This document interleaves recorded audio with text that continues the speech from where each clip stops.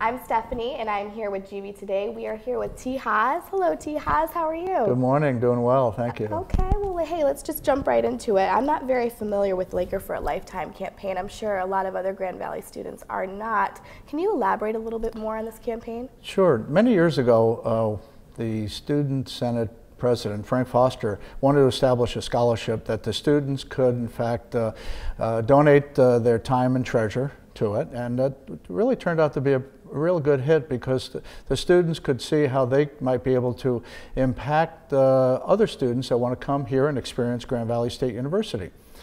It really evolved then from that, where we thought that maybe there could be a theme where incoming students, before they even arrived here, could see themselves as Lakers for a lifetime.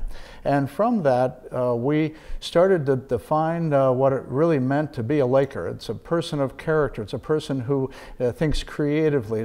A diverse population of people coming together to experience Grand Valley, and then as a result of that, really own Grand Valley State University in their own way, and then from there develop as alumni, where they are able then to give back to their alma mater as well. So it's really that engagement of students early on to really identify themselves as Lakers.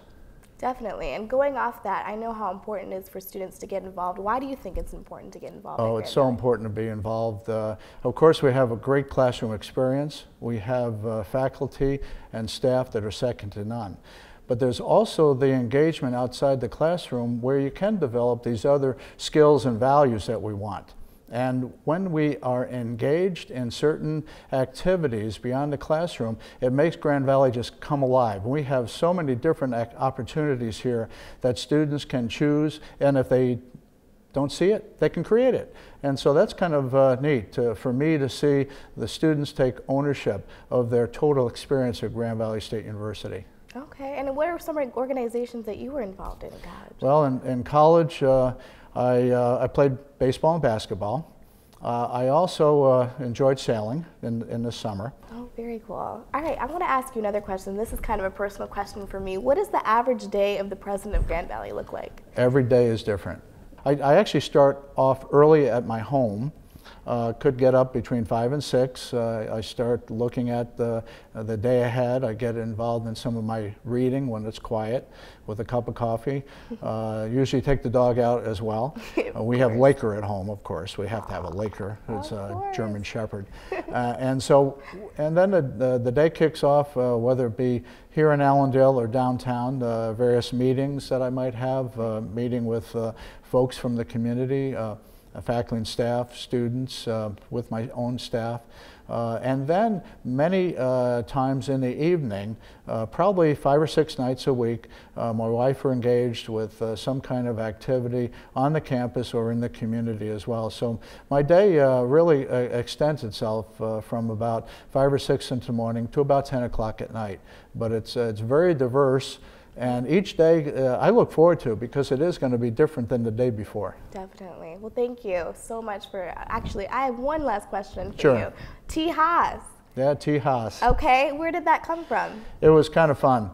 I mentioned Frank Foster before. He was the president of the Student Senate. Yeah. When I arrived here in the summer of '06. He said, we're going to go on out and meet some students at the Carillon, the clock tower here in Allendale. Yeah. And it was about 200, maybe a touch less, transition students. Yeah. And it was about 10 o'clock in the morning. My wife was there, my daughter was there, and also a reporter from the Grand Rapids Press. Oh, wow. And we said, glad to be here.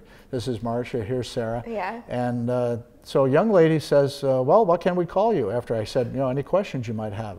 And in my mind, I said, well, President Haas sounded pretty good. Mm-hmm. Dr. Haas is what I go by.